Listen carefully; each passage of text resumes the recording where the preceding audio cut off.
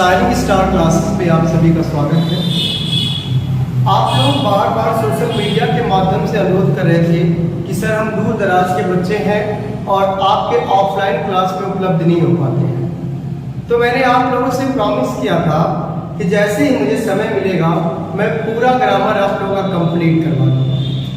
तो अपने उस वायदे को पूरा करने के लिए एक छोटी सी पहल मैं शुरू करने जा रहा हूँ और निसंदेह मुझे पूर्ण विश्वास है कि आप लोगों का समर्थन प्राप्त होगा। तो आज ग्रामर की इस पहली कड़ी में जो ग्रामर की विशेष कड़ी स्टार्ट होने जा रही है, इसमें मैं आज आपका टॉपिक लेके आया हूँ आर्टिकल। बेहद महत्वपूर्ण टॉपिक है। यह यूपी बोर्ड में तो अच्छा खासा रोल निभाता ही है, सीबीएसई बोर्ड, आईसीएसई बोर्ड के साथ साथ अदर स्टेट की परीक्षाओं में काफ़ी महत्वपूर्ण भूमिका निभाने के साथ साथ सभी इंग्लिश रिलेटेड कॉम्पिटिटिव परीक्षाओं में ढेर सारे प्रश्न यहाँ से पूछे जाते हैं। तो मुझे विश्वास है कि यह वीडियो आपको बहुत पसंद आएगी। जैसा कि आपने थंबनेल में देखा होगा कि एक वीडियो से सारे कंफ्यूजन दूर। जी हाँ, आपने सही सुना कि एक ही वीडियो में पूरा का पूरा आर्टिकल आपको कवरअप मिलेगा। हाँ दोस्तों, वीडियो थोड़ी लंबी हो सकती है तो थोड़ा पेशेंस बनाकर देखिएगा। वीडियो बहुत इजी भाषा में, भाषा शैली बिल्कुल एकदम हिंदी रखा जाएगा, बिल्कुल आसानी से आप समझ पाएंगे और हाँ दोबारा इसके बाद कभी भूलेंगे नहीं। तो आइए let's start the topic article.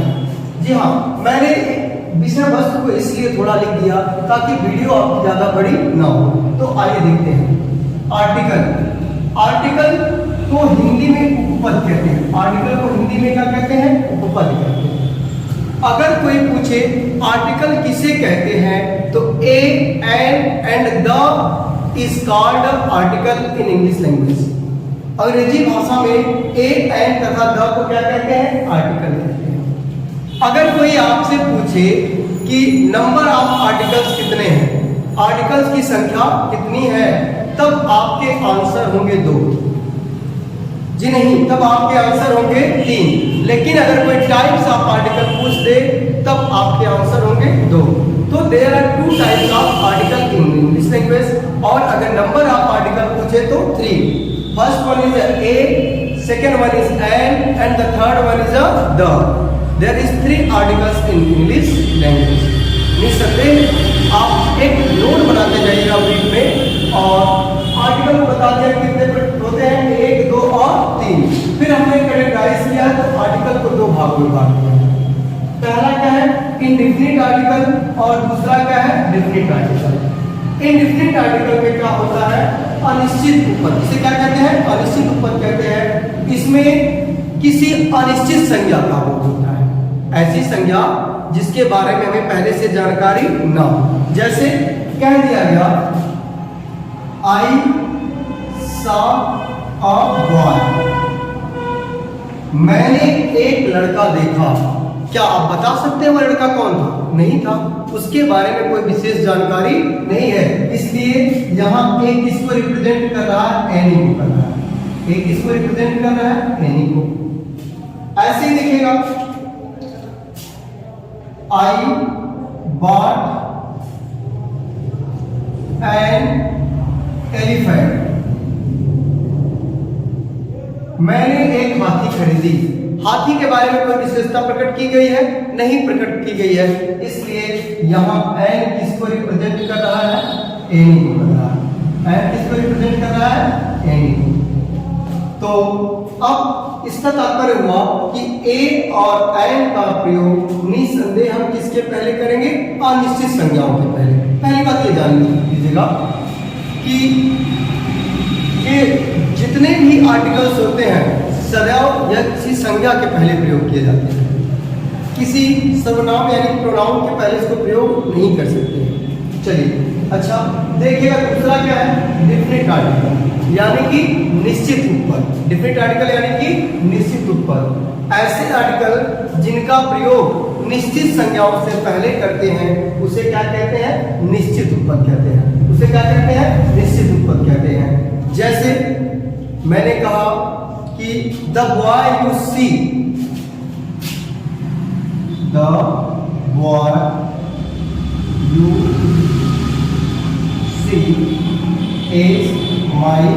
Student. जिस लड़के को आप देखते हो वह क्या है? मेरा विद्यार्थी है, यानी कि इसके बारे में जो स्पीकर है पहले से परिचित है, इसलिए आप कौन सा आर्टिकल होगा? डेफिनेट आर्टिकल द का प्रयोग होगा। तो निसंदेह आपको इतना क्लियर हो गया होगा कि ए और एन किस कैटेगरी में रखे जाते हैं? इंडेफिनिट आर्टिकल के अंतर्गत रखे जाते हैं, और द किस आर्टिकल के अंतर्गत रखा जाता है? डेफिनेट आर्टिकल के अंदर रखा जाता है। अब इसके बाद हम देखेंगे कि इंडेफिनिट आर्टिकल ए का प्रयोग कहाँ करते हैं और एन का प्रयोग कहाँ करते हैं। इसको लेकर ना बहुत कंफ्यूजन, इसको लेकर ना विद्यार्थियों में बहुत ज़्यादा संशय रहता है, और उसी कंफ्यूजन को दूर करने के लिए यह वीडियो मैं आप लोगों के बीच में लेकर आया हूँ। तो आइए देखते हैं use of a and an. जैसा कि आपको पता होगा दोनों क्या है? इंडेफिनिट आर्टिकल है। अब देखिए एक छोटी सी बात जान लीजिए, पूरा ए और एन एक साथ क्लियर हो जाएगा। जैसे आप जब आर्टिकल पढ़ रहे हो तो पढ़ते वक्त यह ध्यान देंगे कि आप अंग्रेजी ना पढ़ के बल्कि हिंदी पढ़ रहे हैं। ध्यान दीजिएगा, आप अंग्रेजी ना पढ़ के बल्कि हिंदी पढ़ रहे हैं।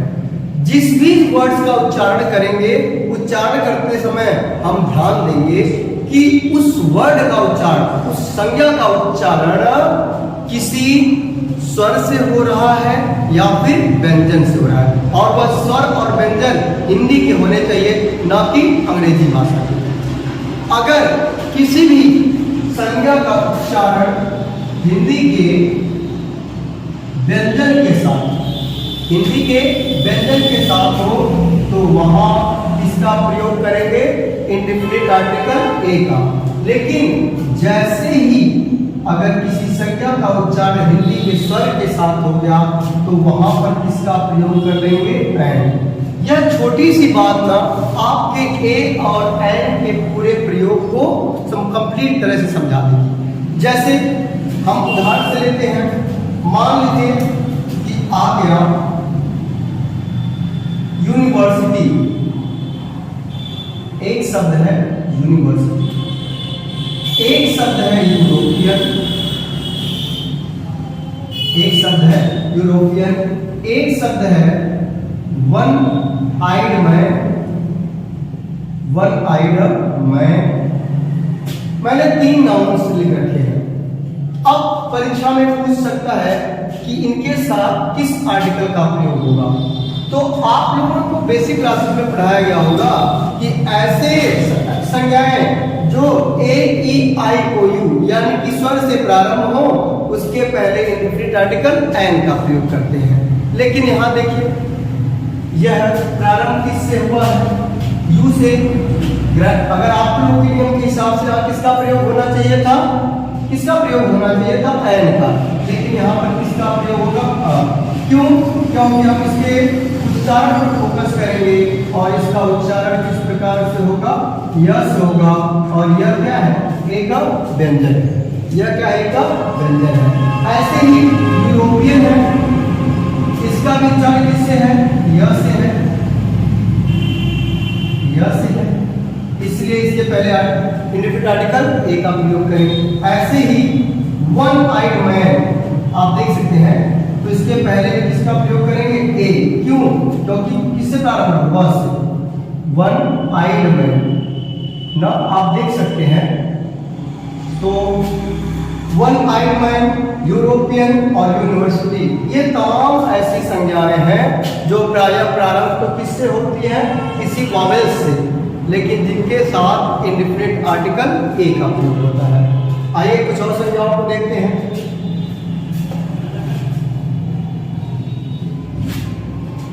जैसे मान लीजिए कोई शब्द आ गया यूटेंसिल, यूटेंसिल यू से प्रारंभ हो रहा है। यूनिटी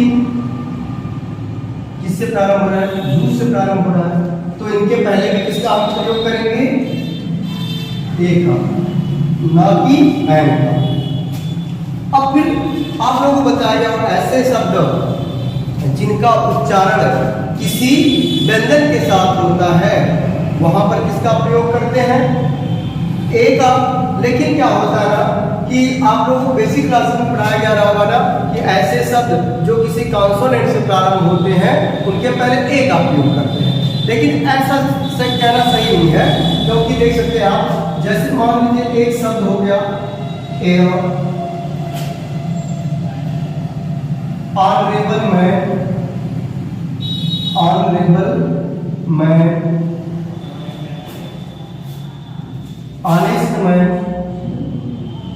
ऑनेस्ट मैं,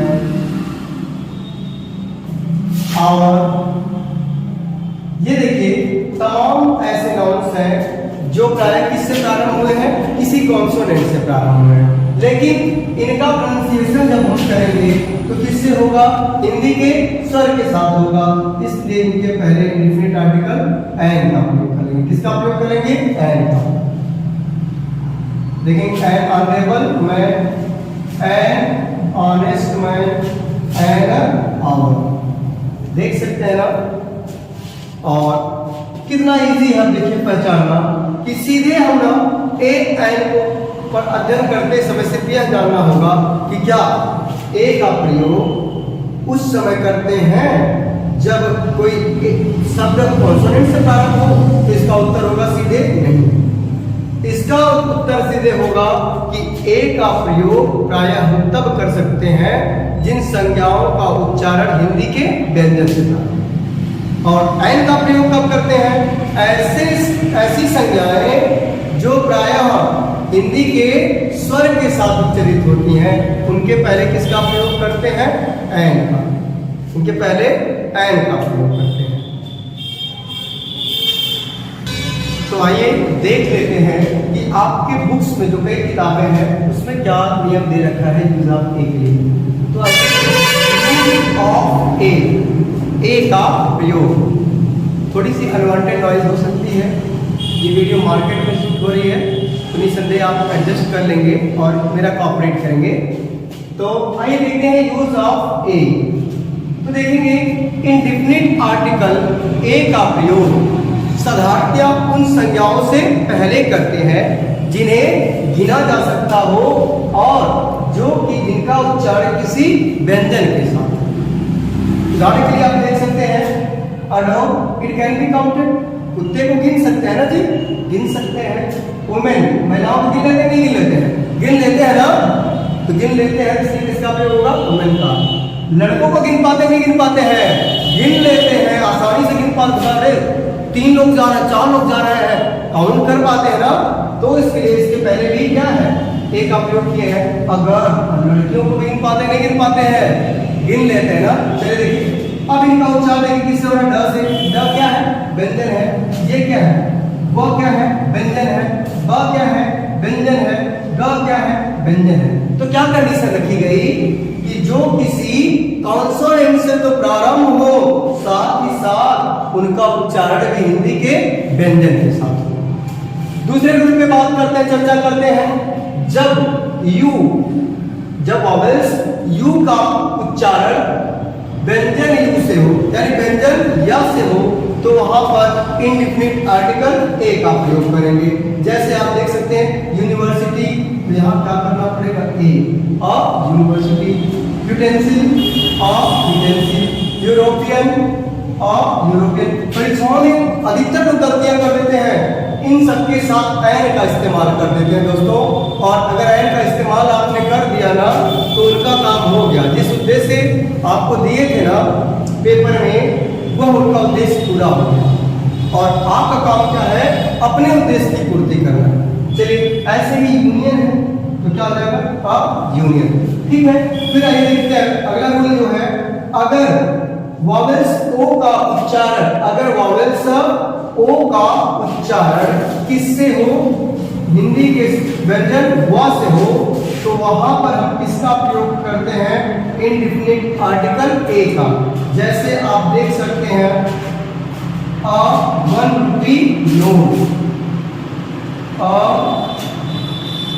1-eyed man, a 1 rupee note one eyed man. तो आपने देखा ना कि जहां ओ का उच्चारण किससे हो, वस हो, वहां पर भी इंडेफिनिट आर्टिकल किसका प्रयोग करते हैं, ए का। इंडेफिनिट आर्टिकल ए का प्रयोग। आइए देखते हैं अगले रूल को। अगले रूल में बताया जा रहा है कि एक वचन में जातिवाचक संज्ञा, जी हाँ, कॉमन नाउन से पहले वन यानी कि एक का भाव प्रकट करने के लिए इंडेफिनिट आर्टिकल ए का प्रयोग करते हैं। जैसे मैंने उदाहरण दिया है, आई हैव अ चेयर, मेरे पास एक कुर्सी है। यहाँ ए किसको रिप्रेजेंट कर रहा है, ए किसको रिप्रेजेंट कर रहा है, वन। जैसे यह सेंटेंस पूरी तरह से हो जाएगा और हम कहते हैं I have one chair. This sentence is not correct. We can say I have a chair, मेरे पास एक कुर्सी है। ऐसे ही अगला रूल है, एक वचन कॉमन नाउन से पहले एनी का भाव प्रकट करने के लिए भी किसका प्रयोग करते हैं, इंडेफिनिट आर्टिकल ए का। जैसे हमें कहना हो कि किसी राजा के पास 4 पुत्र थे, तो क्या कहेंगे, A king had 4 sons। Example में देख सकते हैं, A king has 4 sons, किसी राजा के पास 4 पुत्र हैं। अब यहाँ एक किसको रिप्रेजेंट कर रहा है, एनी को। एक किसको रिप्रेजेंट कर रहा है, एनी को। और वीडियो लंबा ना हो ना, इसलिए थोड़ी सी मेरी स्पीड तेज है, तो थोड़ा सा कॉम्प्रोमाइज करिएगा। और अगला रूल है, एक का प्रयोग प्रति यानी पर के रूप में भी किया जाता है। जैसे कह दिया गया कि वह प्रति महीने 10,000 रुपए कमाता है, तो इसको हम 2 तरीके से कह सकते हैं कि earns 10,000 rupees पर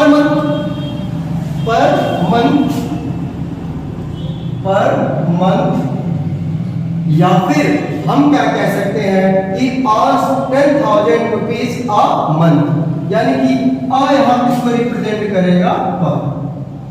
तो अगर वीडियो आपको अच्छी लग रही हो तो अपने मित्रों तक शेयर करते रहिएगा और अधिक से अधिक तक लोगों तक भेजिए, ताकि जिस उद्देश्य से बनाया जा रहा है वीडियो वो पूरा हो सके। हेलो स्टूडेंट्स, तो आइए अब देखते हैं यूज ऑफ एन का प्रयोग हम कहाँ करते हैं। आपको पता होगा कि यह भी इंडेफिनिट आर्टिकल है, तो इंडेफिनिट आर्टिकल एन का प्रयोग प्रायः उन संज्ञाओं से पहले करते हैं जो किसी वॉवेल से आरंभ हो तथा जिनका प्रोनाउंसिएशन यानी उच्चारण किसी स्वर के साथ हो। बहुत ध्यान से देखिएगा। जैसे देखिए, ई से प्रारंभ हो, वॉवेल तो है लेकिन इसका उच्चारण की एलिफेंट ए से हो रहा है, यानी हिंदी के स्वर के साथ। ऐसे ही एरोप्लेन, ऐसे ही एस, तमाम ऐसे शब्द हैं। और फिर देखते हैं जिन शब्दों में यह साइलेंट रहता है परंतु उनका उच्चारण हिंदी के स्वर के साथ हो। हाँ बच्चों, यह साइलेंट रहे, आपके दिमाग में कंफ्यूजन क्रिएट हो सकता है, अरे ये तो यद से शुरुआत हो, कहीं ह से उच्चारण ना होई ना। ऐसे संज्ञाएं जो यश से तो प्रारंभ हो लेकिन जिनका उच्चारण हिंदी के स्वर के साथ हो, उनके पहले इंडेफिनिट आर्टिकल एन का प्रयोग करते हैं।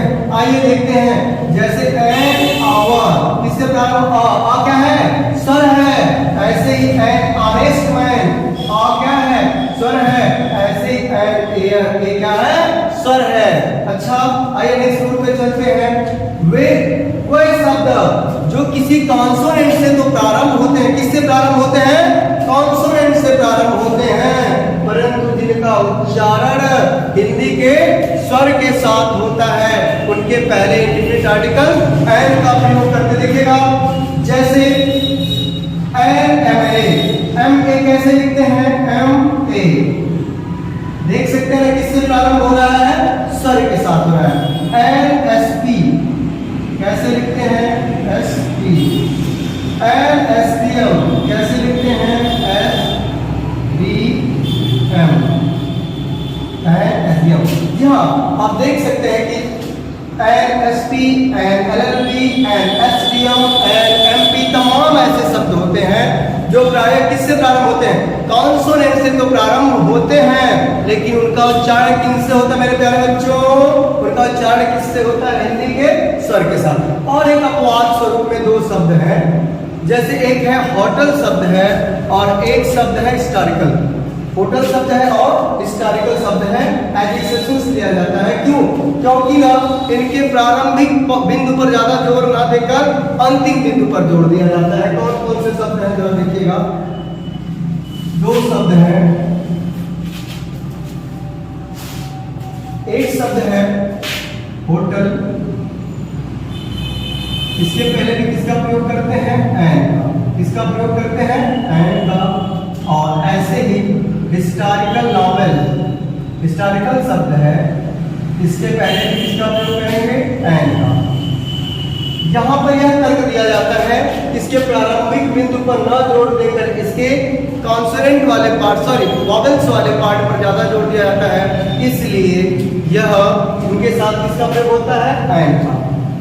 जी हाँ मेरे प्यारे दोस्तों, मुझे पता है वीडियो थोड़ी लंबी तो हो गई है और फिर भी आपको बेहतर देने का प्रयास किया गया है। अगर वीडियो अच्छी लगी हो तो अधिक से अधिक बच्चों तक पहुंचाएं। बेस्ट ऑफ लक, धन्यवाद।